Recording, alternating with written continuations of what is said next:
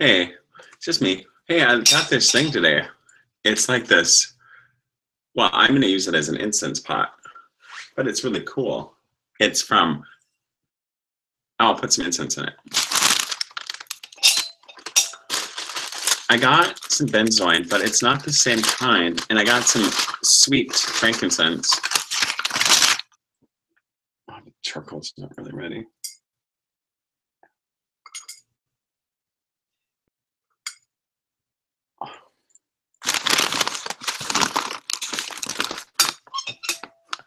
But I thought it would be cool because it's like,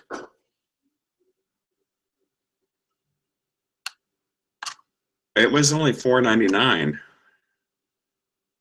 I thought, it's like, well, I was laughing because I thought it's the pot at the end of the rainbow. But it swings and you can hold it with, I don't know. It smells good too. I like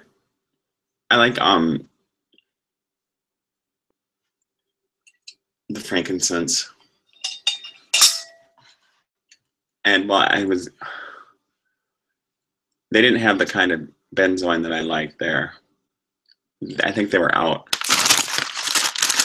But they come in these little bags and you get it by weight, and it's a lot for just a little amount. I'm gonna put some benzoin in there. I don't know if this is gonna be the same. They came in big chunks, and I'm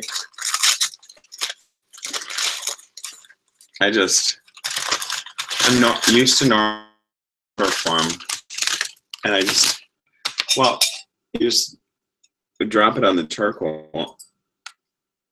I don't know. Oh, it smells the same though. It's got that. No, let me see what I mean. I talked to Chrissy, or Chris. I'm sorry, Chrissy, Chris, for a while.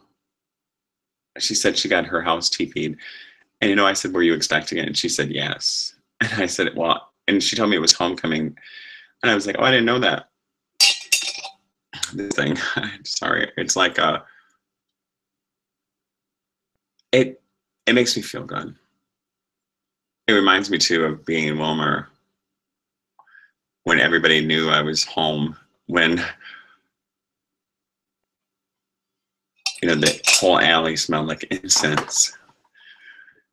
And it's just a funny memory, a reminder of who I used to be back then. And when you think about memory and you think about, well, memory can stir up some strong emotion, feelings. It also can be a really great source of joy and happiness. I don't talk a lot about the happy memories, but we had really good times. I mean, even though there was some sorrow and some sadness, there was good times in the past.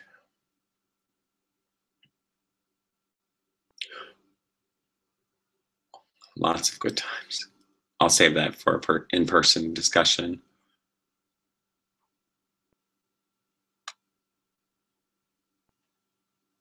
I was walking down the street and I thought that was kind of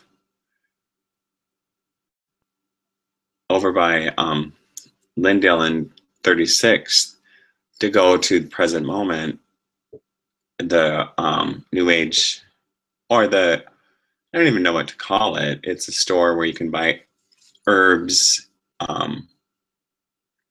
incense, books on different kinds of healing, occult, metaphysics.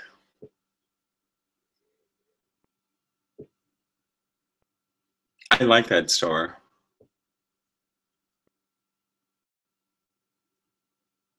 I used to go there more a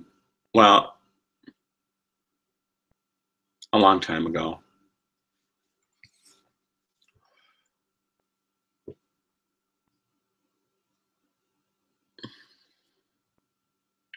I don't know what to say. I hear people talking on the bus and when I'm walking around and traveling, and I hear them say, sorry, there's a fly that just landed on the lampshade. It's like, whoa, alert, you know.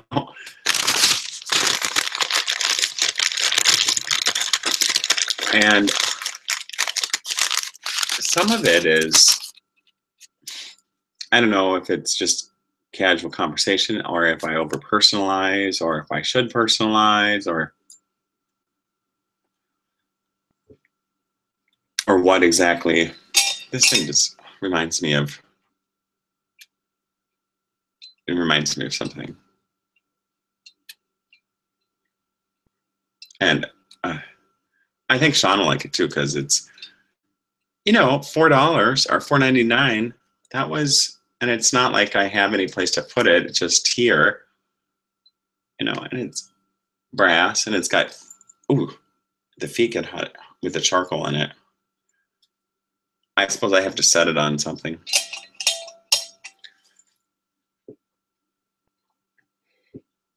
But I'll always think of it that way, like the pot at the end of the rainbow, steaming incense, burning incense, good, watching.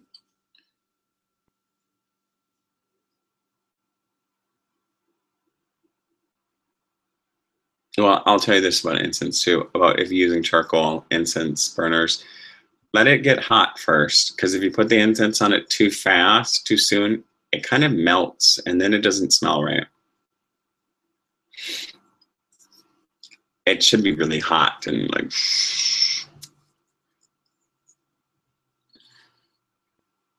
and we are talking about, Christy and I were talking about Bethel being a Svea Lutheran church and Bethel being another Swedish church, and then Calvary and Vinji being Norwegian churches. And I remember my great aunt, or my aunt, Auntie Alice, went to, my grandma called her Sister Alice. She went to, I want to say Vinji, but she went to the Norwegian church. And my grandma didn't. She went to the Swedish church. She was on, well, I think it's because my grandpa was Swedish.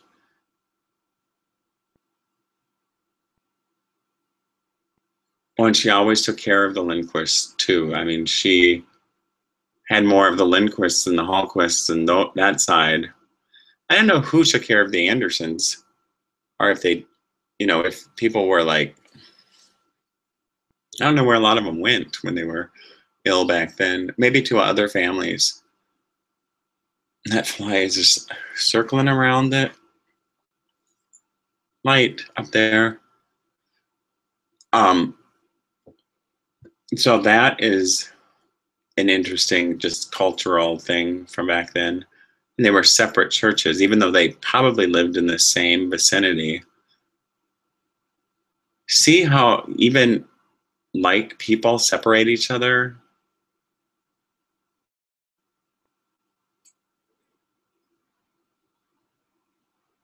I mean, we do that. Like, oh, I mean, it's almost like,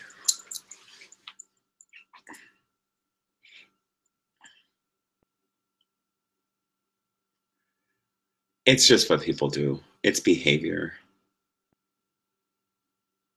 It doesn't have to be like that. I mean, a lot of, you gotta find a place. Here's the charcoal. That's what it looks like. And this brand is called Three Kings. It's made in Holland. I like that. I didn't notice that before, where it was made. But I just paid 79 cents for incense in the raw form, not sticks of incense. And it's cheaper.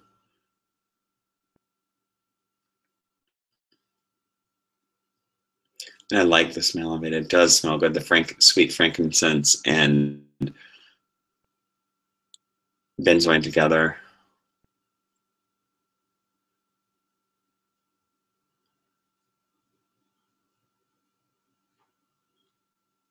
I don't know. It's kind of daydreaming and looking at the names of places and thinking, that's an interesting name. I wonder how. I went by this hair place and they called it Heretic, and I thought that's cute. I like that. Heretic.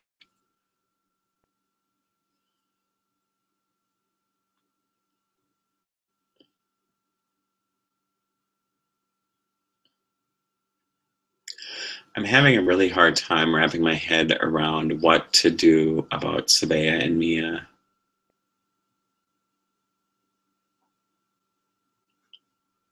I keep them out of my mind a lot because I don't want to cry or. I called the school again today and the principal didn't call me back. She was going to call me back after she talked to the lawyers for the school district, even though it's my parental right. And I know, I hear, well, just appeal the judge's decision. And I'm like, I don't know what's the right thing to do.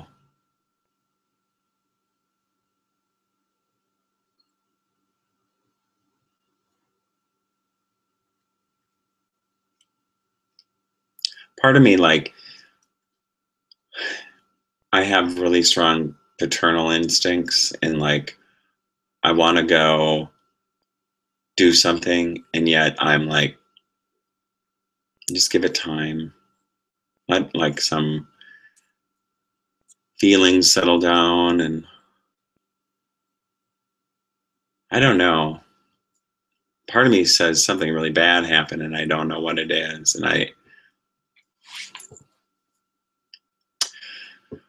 But I just am in a spot where it's like, I'm not giving up and I'll talk about them forever because they're my daughters and I love them. And nothing can change that.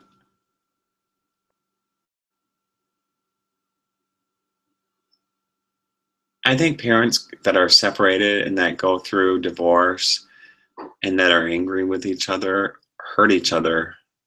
And that's why I kept saying in court, I don't want this. I don't want this. I don't want to participate in this. And because it was hurting. And it was hurting Savea and Mia too. I mean, I could only see them for an hour. I was mad about that. And it was mutually agreed upon because I was forced to do it. And other parents are forced to do that too. And I just would say, what kind of society? I mean, we give a lot more rights to some other groups of people, and then it's like, well, we're going to take your rights away. And you can't really take parental rights away from a parent. I mean, the court has no jurisdiction to terminate parental rights. Everybody knows that once you're a parent, you're a parent. But there is no court of law that can separate the totality of what parental rights mean. What I'm saying is that those girls have my genes and my DNA and my history and my love and everything in them.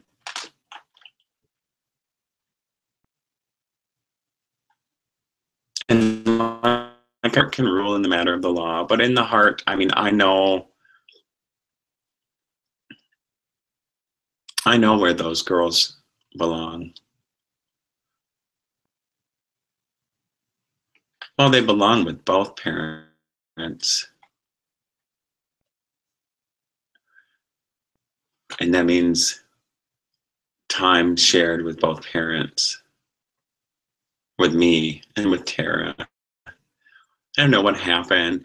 I just get all these feelings like something happened and she's not the same person and neither are you. And granted, that might be. I don't know what to do and I don't know what to make of it.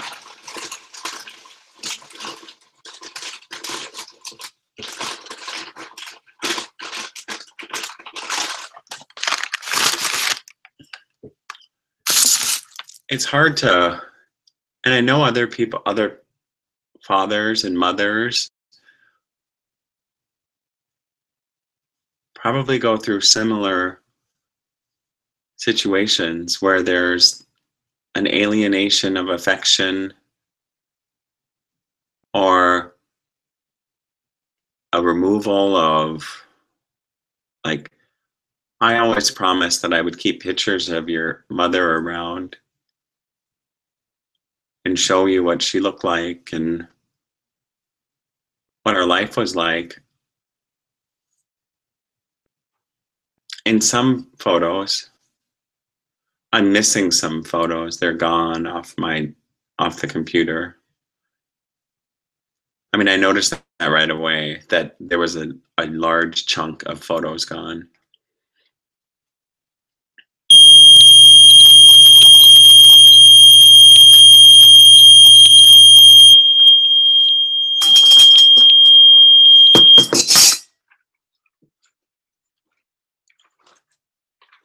Oh, sorry about that.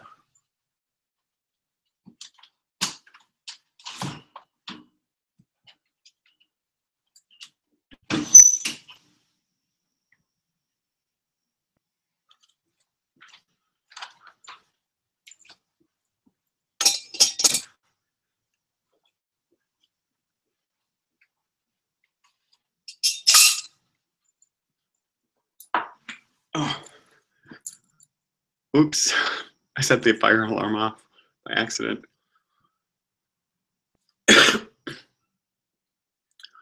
So I noticed that right away.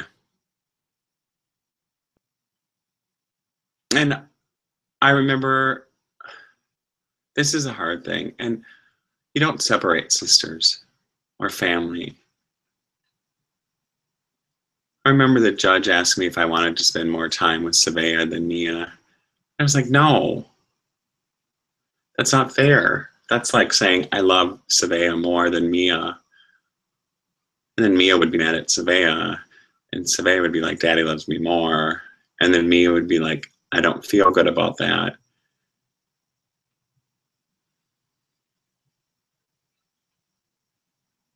And no parent does that. I'm sure some have. I wouldn't.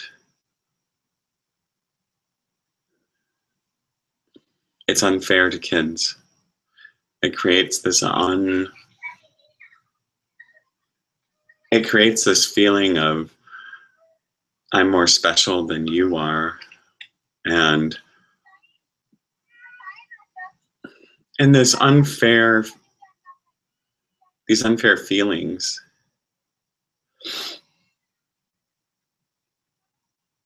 And it does hurt. It does hurt. And I see kids everywhere, and I'm like,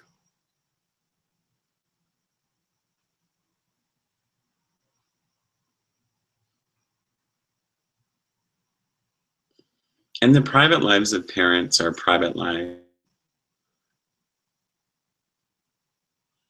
Private lives doesn't mean that you can't have children. You can still have children and have a private life.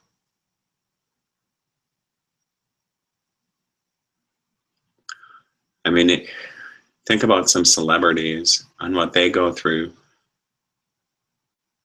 when they have children. It's like, wow. Our politicians or people who have spied on or hire private investigators to investigate people. I mean, that's almost criminal to investigate, have a private investigator following somebody around, monitoring their actions.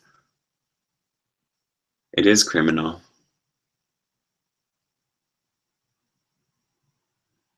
And well, it's desperate too. It's desperate for somebody doesn't want to give up control. And that's another reason I stopped going to Family Wise to visit Survey and Mia, is because there was a level of control being put on me that said I could only see my children, even though two of the staff there said I didn't need to be there. They were like, you don't need supervision.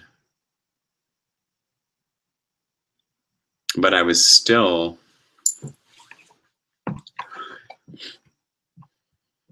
deemed an unfit parent because of my history of mental health and chemical dependency. Well, I have a history of a lot of things, of 66 graduate level credits, years of nursing in both the adult and pediatric world, emergency world, a knowledge of childhood development and writing to children, for children. I have a knowledge of my experiences as a human being on this planet. I have knowledge of myself and what I could teach and share with children.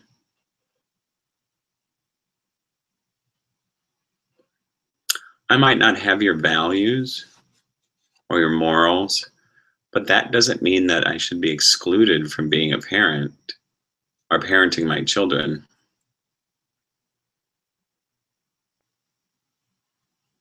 And in some sense, your mother, or Tara, and I entered a business agreement, the business of raising children. The state's in the business of raising children when they take them away from parents. So there's precedent set for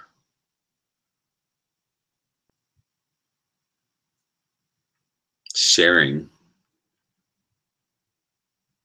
Children aren't property, but they're treated like that sometimes.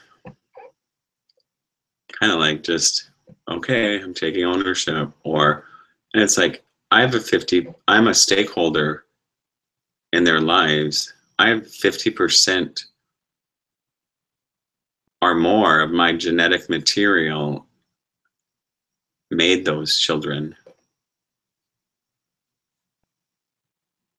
And my actions or behaviors, while may not be liked by some, shouldn't or ought not exclude me from being their parent figure.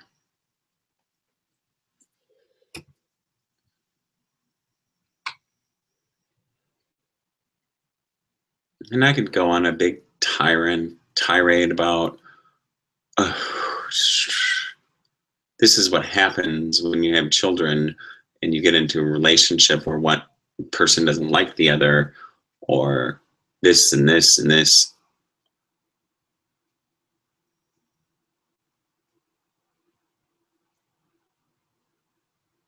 To what end? I mean, I could speak till I'm blue in the face, or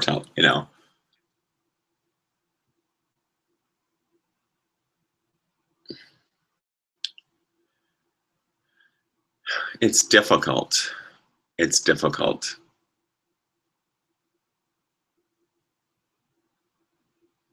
And I think that a lot of that anxiety and that angst and that anger in other parents who are alienated from their children causes a lot of problems, psychological problems. Well, I was going to say emotional, but a disconnect then between how they feel as a parent and then how they feel about themselves.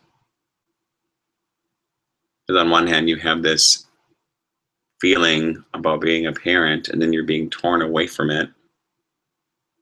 The idea of being a parent or parenting, and then you've got your own emotions, and and it's not easy. And I was never physically violent or threatened to hurt anyone. I was accused of writing demonic verses on the internet and harmful things.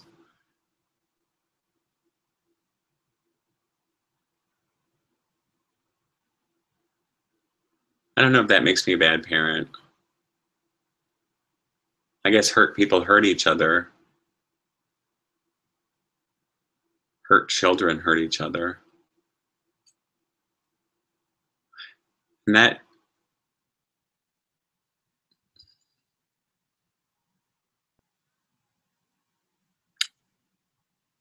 children who grow up thinking their dad is an evil person or is responsible for all the harm that's been done in their lives, or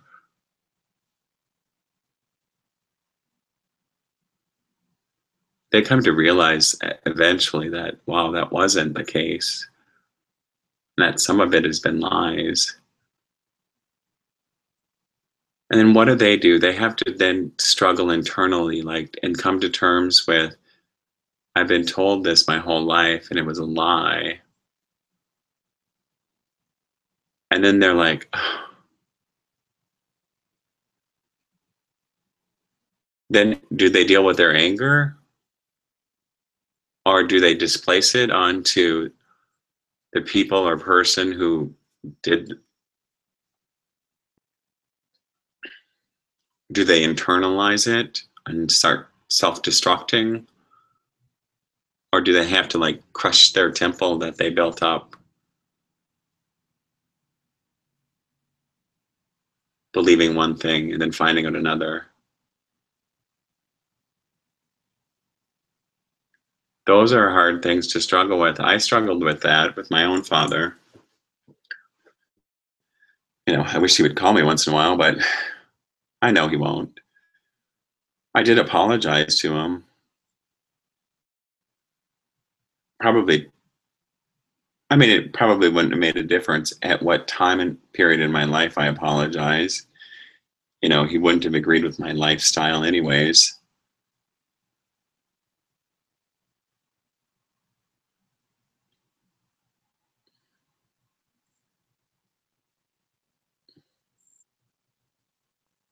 What's amazing about children is when they're young, they have this incredible capacity to forgive and to heal. It's harder when you're an adult because so many lies have been built up, or one-sided stories, that kids don't know what to do. Or then adults are like, should I be mad or should I be?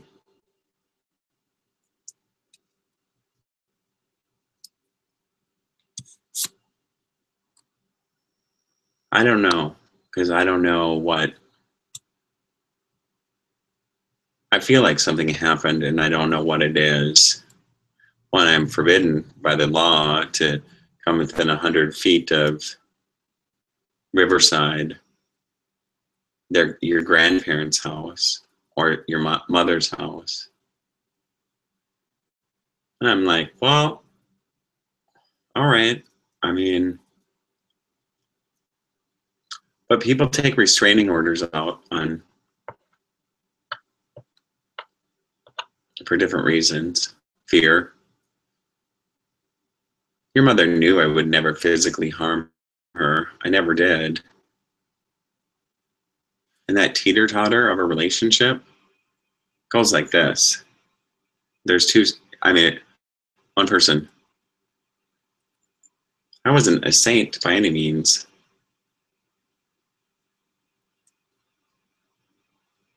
I did tell her once, kicking me out of the house hurt me. Threatening to kick me out all the time hurt me, because I didn't have a home when I was young, and I felt that every time she said, leave, get out, I felt it. And so when I had the courage to leave, and when I said, this is going to turn ugly if I don't leave,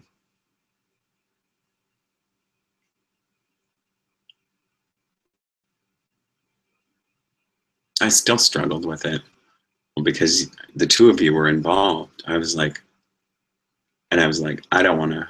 I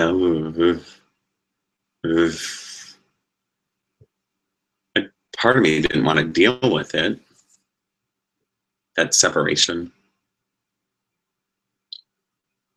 Or I did deal with it in other ways.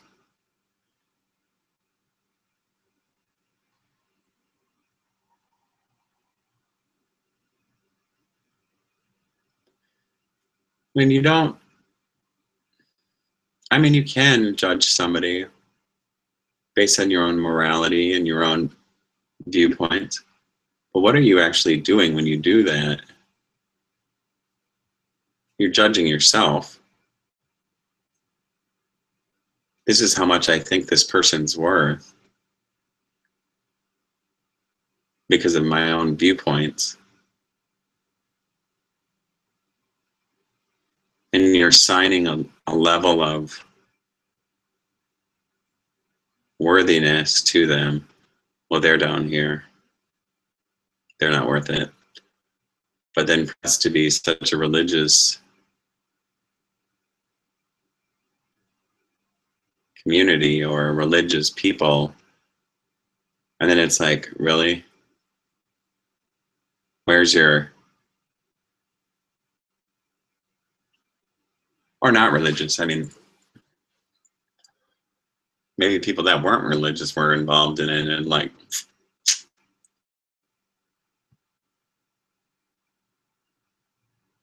I'm not sure how other parents deal with that. I know I went to the men's center and the Father's Project, our program. One, I was too old. And the other, I listened to the volunteer lawyer talk. And I went to see a volunteer lawyer.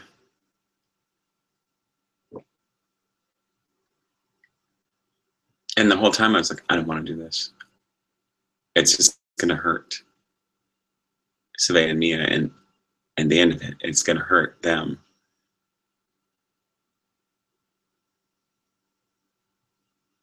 And then there's no one, I'm not going to be able to be a shield or a guide in understanding some of the hurt. And it's like,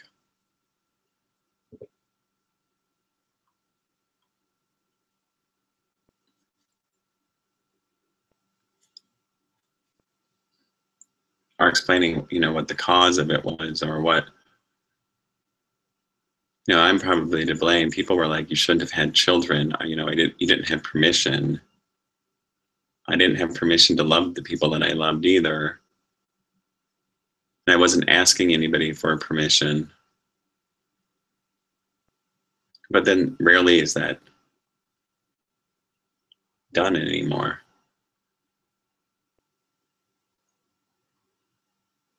People talk about family values all the time. They're like, well, marriage, stay together. Well, don't stay together if you hate each other or if you know that some situation is going to go bad. You're like, well, this is going to get really bad if I don't leave.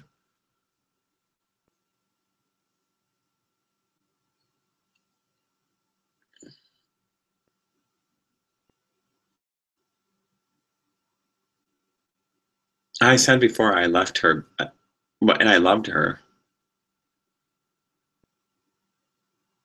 And that's part of the reason I left, because it would have been ugly.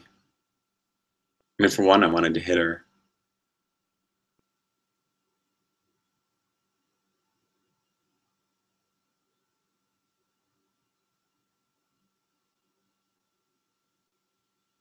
And I don't like violence at all. I hate it.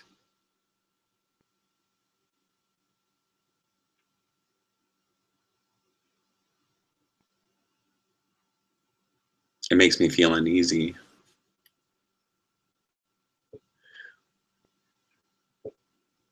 It's just, what do you do when a person that you had children with and you loved enough to give children to takes them away from you. And granted, I was stopping the court proceedings because it was just, uh, we have all this evidence that you were demonic and the devil, and like,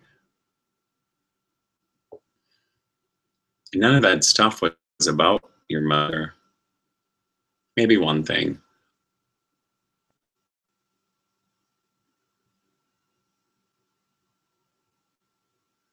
A lot of it was just about me, talking about my own struggles at the time. And yes, I did it in a public arena.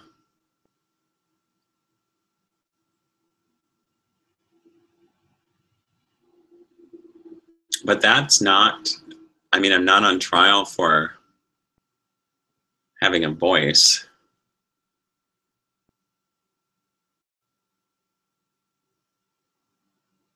I think some would put me on trial for like being on this side and being on this side and being on this side and this side, or being in the middle and being. It's not. It's not easy.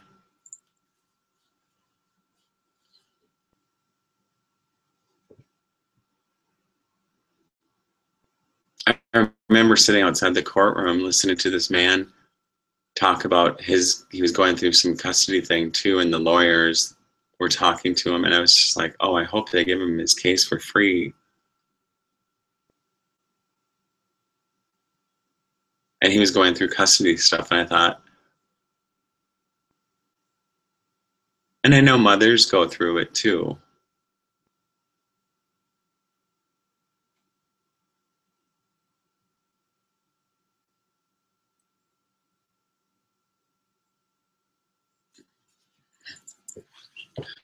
And there are some hurtful people out there that'd be like, well, we're going to make your children live through what, or they would think that, and I would be like, sickness. But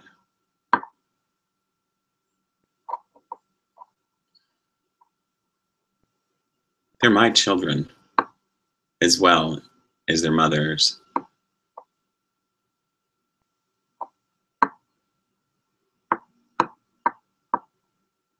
And you could go back in time and say, well, I didn't like this about you, I didn't like this about you, and I didn't like this about her, and this about her. And it still doesn't negate the fact that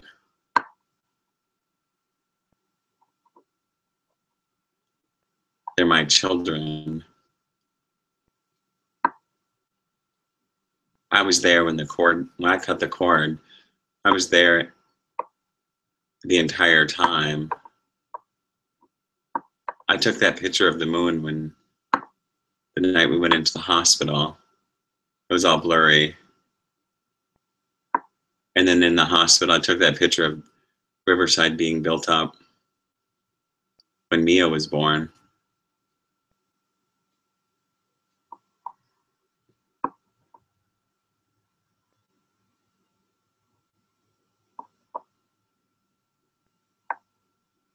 And there was some symbolism in that. I mean, there's like building.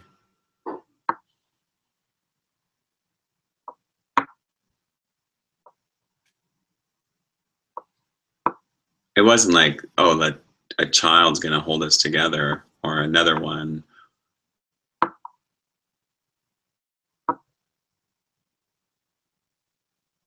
And maybe there were things that I should have noticed earlier. Been like,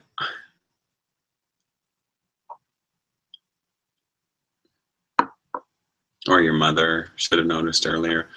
Well, I tell people everything. I'm like, blah. But then some topics she didn't want to talk about.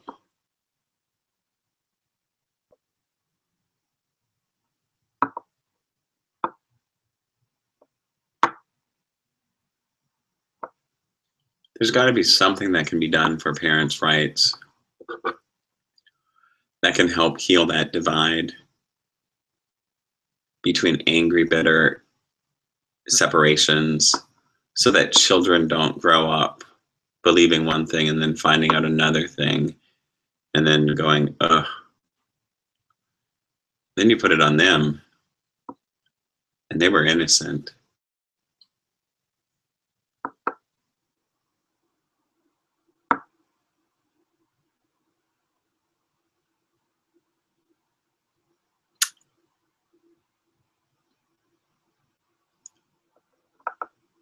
I guess part of the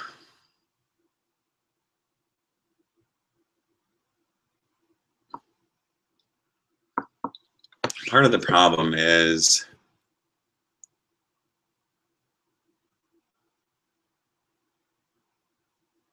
it's hard to separate feelings sometimes in separation.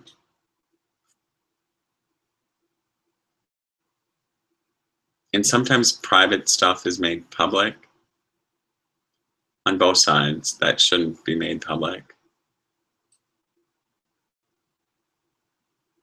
And then there's some misunderstanding.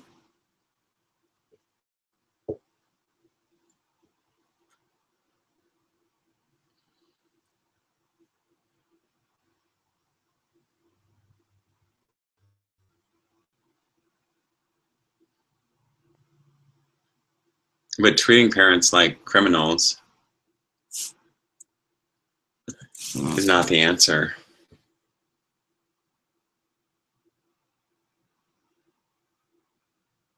Sean said, well, you left. And I was like, yeah, I did.